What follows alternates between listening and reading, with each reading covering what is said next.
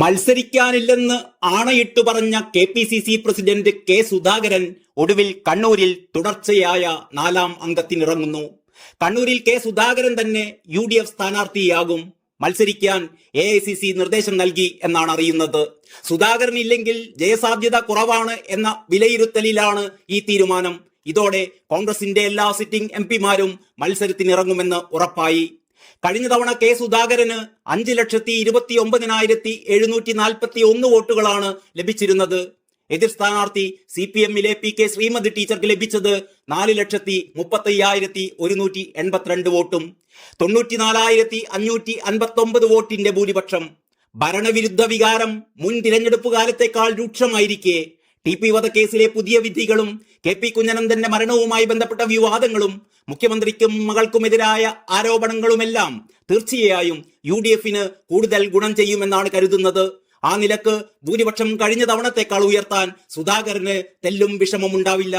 എന്തൊക്കെ വിവാദങ്ങൾ ഉണ്ടായാലും കെ സുധാകരന്റെ ജനപിന്തുണയ്ക്ക് തെല്ലും ഇടിവേറ്റിട്ടില്ല എന്നാണ് കണ്ണൂരുകാർ പറയുന്നത്. മൈ ഡിയർ പ്രയോഗവുമൊക്കെയായി സോഷ്യൽ മീഡിയയിൽ എന്തൊക്കെ പൊങ്കാലയിടൽ നടത്തിയാലും സുധാകരേട്ടനെ കണ്ണൂരുകാർക്ക് നന്നായിട്ടറിയാം. അവർക്കൊപ്പം കട്ടക്ക് നിൽക്കുന്ന നേതാവാണ്. കൈവിടിൽ ഒരിക്കലും കണ്ണൂരുകാർ. സുധാകരന്റെ സ്ഥാനാർത്ഥിത്വം ഉറപ്പായതോടെ CPM കേന്ദ്രങ്ങൾ ചെറിയൊരു അങ്കലാപ്പിലാണ്. മറ്റൊരു സ്ഥാനാർത്ഥിയാണ് പകരം വരുന്നത് എങ്കിൽ MV ജയരാജന് വിജയസാധ്യത കൽപ്പിച്ചിരുന്നവർ ഇതോടെ നിലപാട് മാറ്റിയിരിക്കുകയാണ്. സുധാകരന് പകരം വെക്കാൻ കണ്ണൂർ സീറ്റിൽ മറ്റൊരു നേതാവില്ല എന്ന യാഥാർത്ഥ്യമാണ് KPCC അധ്യക്ഷ പദവിയിലിരിക്കെ സുധാകരനെ തന്നെ മത്സരിപ്പിക്കാൻ കോൺഗ്രസിനെ പ്രേരിപ്പിച്ചത്. സുധാകരൻ മാറിയാൽ പകരം വരുന്ന സ്ഥാനാർത്ഥികൾക്ക് ജയസാധ്യത കുറവായിരിക്കുമെന്ന് ജില്ലാ സംസ്ഥാന നേതാക്കൾ ഹൈക്കമാൻഡിനെ അറിയിച്ചിരുന്നു. തുടർന്നാണ് സുധാകരനിലേക്ക് തന്നെ അഭിപ്രായമെത്തിയത്. MV ജയരാജനെതിരെ ജില്ലയ്ക്ക് പുറത്തു നിന്ന് ഒരു സ്ഥാനാർത്ഥി വന്നാൽ അത് തിരിച്ചടിയാകുമെന്നും വിലയിരുത്തലുണ്ടായി.